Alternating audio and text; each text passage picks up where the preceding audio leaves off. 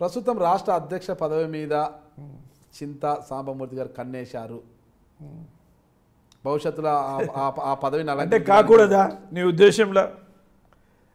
నువ్వు ఆ పదవి వస్తుందని అనుకుంటున్నాను. కాదు, కాకూడదా మీ ఉద్దేశంలో? కాకూడదని నేను అనడం లేదు. మీరు ఎట్లా మాట్లాడుతున్నారండి?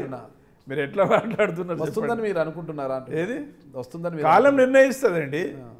అవసరాలకు, పార్టీ అవసరానికా, దాన్ని బట్టి రాష్ట్ర రాజకీయాలను పట్టించకుండా సాంబమూర్తి గారు ఎక్కువగా ఢిల్లీ హైదరాబాద్ చక్కర్లు కొడుతుంటారు. ఇలాంటి సాంబమూర్తి గారికి రాష్ట్ర పదవి ఇస్తారా? నేనేం చక్కెర కొట్ట, ఎక్కువ పార్టీ పని చేస్తుంటాను. ఇక్కడ ఢిల్లీలోనా? ఇక్కడ పార్టీ పని తెలంగాణలో ఏమేమి పార్టీ పని చేస్తుంటారు చెప్పండి. ఏది పార్టీ పని ఏమేమి చేస్తుంటారు? పార్టీ ఏది అప్పచెప్తే అది చేస్తాం. పార్టీ కార్యక్రమాలను డిజైన్ చేస్తాం, పోరాటాలకు సన్నద్ధం చేస్తాం, కార్యకర్తలకు కార్యోన్ముఖులను చేస్తాం.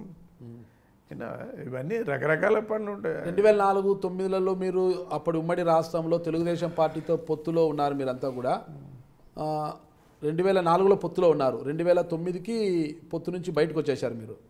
అంటే అప్పుడు బీజేపీకి అరాకుర స్థానాలు వచ్చాయి. ఆ పొత్తులు పోయిన తర్వాత స్థానాలు రాలేదు.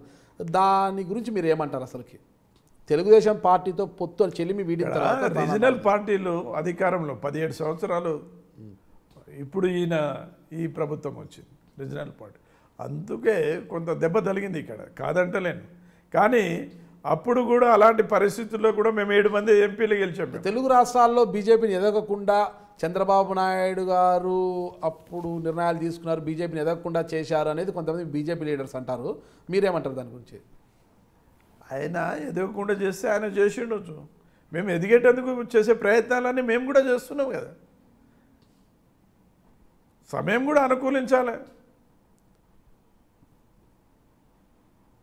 అట్లేం లేదు, ఈసారి మార్పు ఉంటుంది తప్పక, నేను ఆశిస్తున్నాను. న్యాయం జరుగుతుందా లేదా అది చెప్పండి. జరుగుతుంది, ఎందుకు జరగదండి? చంద్రబాబు నాయుడు గారు ఆగ్రహాన్ని చల్లారుస్తుందా కేంద్రము? ఆగ్రహం గీగ్రహం కాదు అక్కడ సమస్య. సానుకూలంగా ఉన్నది కేంద్రం, అట్లేమీ లేదు. కానీ సమయం పడుతుంది.